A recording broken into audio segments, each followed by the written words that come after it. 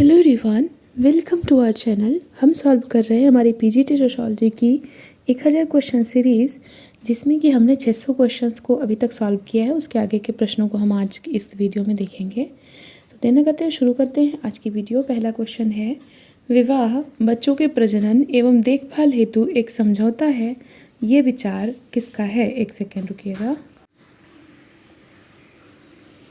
आपके ऑप्शन है Radcliffe Brown, Malinowski, Murdock, MacIver and Pace.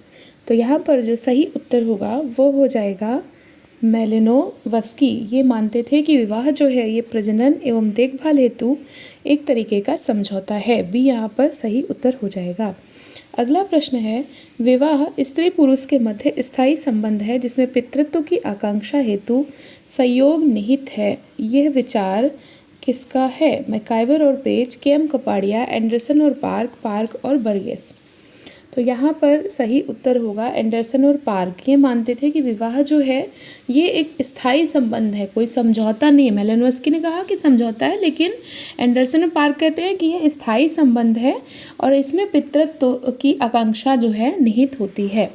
तो यहाँ पर सी उत्तर आपका सही हो जाएगा। ये सारे जो प्रश्न हैं, अगर आपको अभी समझ नहीं आ रहे हैं तो आप जो हमारा यूपी पीजीटी का जो कंप्लीट लेक्चर सीरीज़ है, जो कि प्लेलिस्ट मैंने बना दी है, वो सारे के सारे लेक्चर आप देखिए और उनके नोट्स भी मैंने ग्रुप में डाल दिए हैं, उनको पढ़िए और उसके बाद इन प्रश्नों को सॉल्व करिए। मैं आपको इंश्योर करती हूँ कि आपकी जो प्रिपरेशन है वो एकदम से बूस्टअप होगी और आप बहुत अच्छा स्कोर कर पाएंगे। इसके साथ ही आपको जो PYQ है, जो कि मैंने बुक बताई थी घटना चक्र, उससे आपको सॉल्व कर लेने हैं और अगर पॉसिबल ही हो तो UGC नेट के कुछ जो PYQ हैं वो भी आपको एक बार देख लेने हैं। तो चलिए देखते हैं नेक्स्ट जो हमारा क्वेश्चन है। अगला प्रश्न है, निम्नलिखित में से कौन सा विवाह उत्तम प्रकार का नहीं माना जाता है? आर्ष, प्रजापात्य, दैव और गंधर्व। तो यहाँ पर आपका जो सही उत्तर होगा वो हो जाएगा गंधर्व विवाह को हम उत्तम प्रकार का नहीं मानते हैं। देखो, ब्रह्म विवाह, दैव विवाह, आर्ष और प्रजापात्य, इन चारों को उत्तम श्रेणी का मानते हैं। उसके बाद गंधर्व विवाह, जिसको कि बोलते हैं प्रेम विवाह आज के समय में, यानी अपनी मनपसंद शादी करना, तो इसको असुर विवाह को, राक्षस को और पैशाच विवाह को, इनको उत्तम श्रेणी का नहीं मानते हैं। इनको निम्न श्रेणी का माना जाता है। मध्यम या निम्न श्रेणी के अंतर्गत ये जो है ये आते हैं। तो यहाँ पर गंधर्व विवाह यहाँ पर राइट हो जाएगा।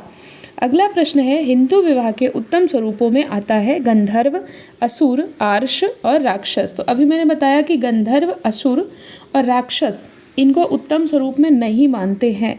तो कौन सा बचा? आर्ष। यहाँ पर ये जो शब्द है आर्ष, इसका अर्थ आपको पता है क्या? मैंने जो लेक्चर पढ़ाया हुआ है विवाह के स्वरूप, उसमें मैंने बताया हुआ आर्ष का तात्पर्य क्या होता है। जिसको भी पता हो कमेंट करके बताइए। अगला जो प्रश्न है, marriage and family in India book written by whom? PN Prabhu, DN Dhanagre, K M. Kapadia, Iravati Karve. तो यहाँ पर सही उत्तर हो जाएगा आपका K M. Kapadia. Marriage and family in India, ये जो पुस्तक है किसकी लिखी हुई है? तो के.एम. कपाड़िया की ये पुस्तक है। बहुत ही फेमस सी बुक है। अगला क्वेश्चन है, हिंदू मैरिज के जो उद्देश्य है, यानी हिंदू विवाह के जो उद्देश्य है, उनको आपको सही सीक्वेंस में लगाना है।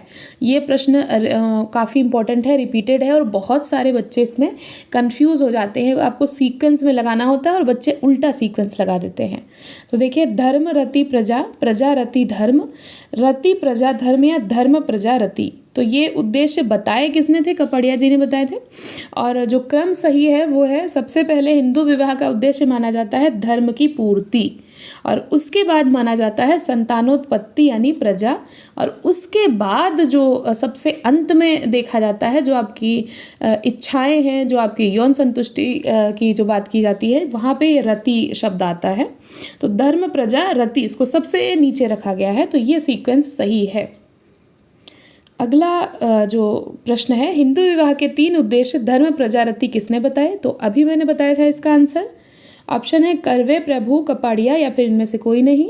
तो आपको पता होगा इसका आंसर क्या है। तो यहाँ पर जो आंसर है वो है के.एम. कपाड़िया। अगला जो क्वेश्चन है वो है, हिंदू मैरिज एक धार्मिक संस्कार है, इसके पक्ष में कौन सा तर्क सही नहीं है?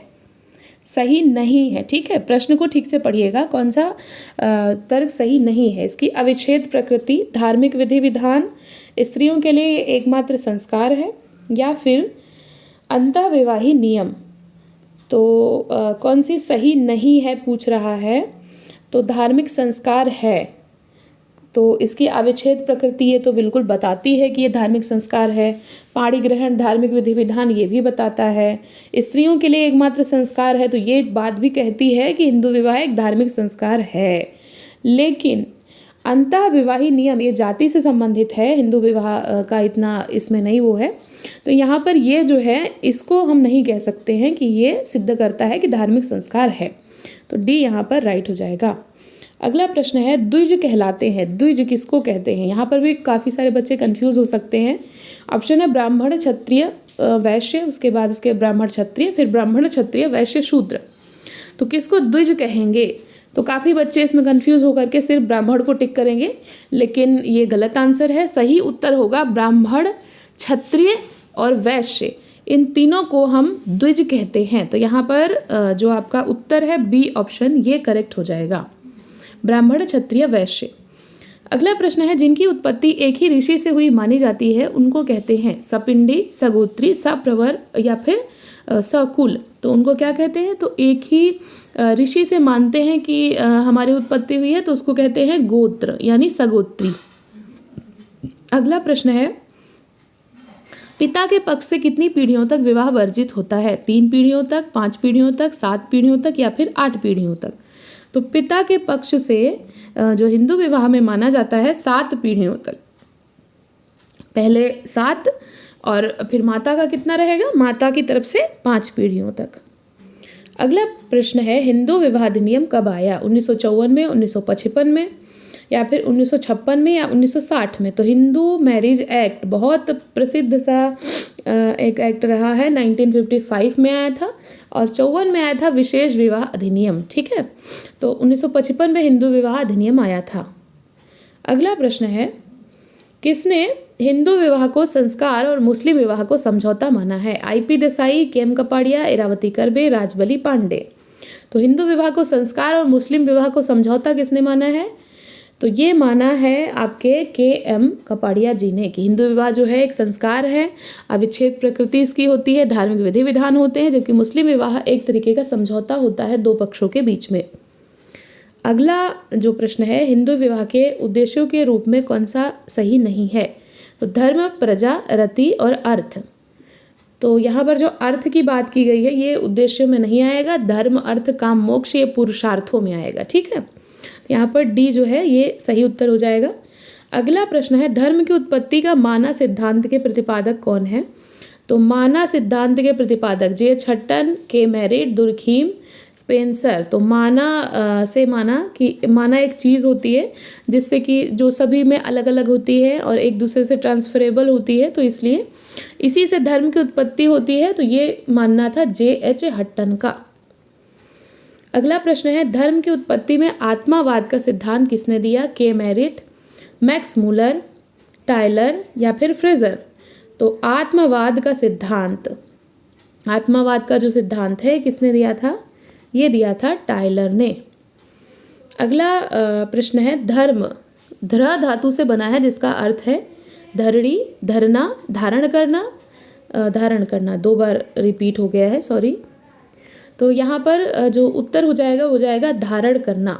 ये दोनों ही सेम हो गया है, तो इसको क्रॉस कर देते हैं। धारण करना, ध्र धातु से बना है धर्म और इसका अर्थ होता है धारण करना।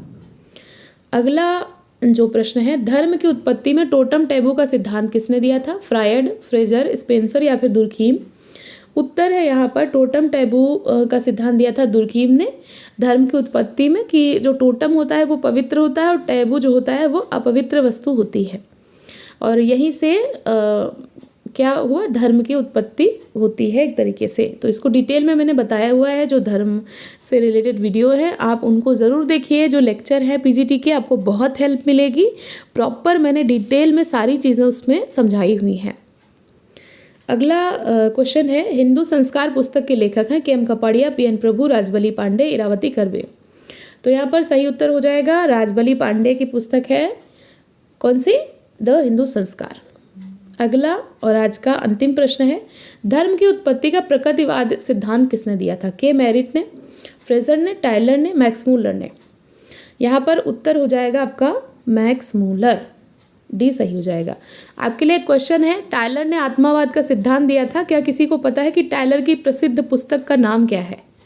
ये मैंने बताया हुआ है, अगर किसी को याद है तो कमेंट करके बताइएगा। टायलर की जो प्रसिद्ध पुस्तक है उसका नाम क्या है? सिद्धांत इनका है धर्म से संबंधित आत्मावाद का सिद्धांत। ठीक है, तो ये थे आज के क्वेश्चंस। आई होप आपको वीडियो अच्छी लगी होगी। ऐसे ही पढ़ते रहिए, अपने गोल की तरफ आगे बढ़ते रहिए। वीडियो देखने के लिए थैंक यू सो मच।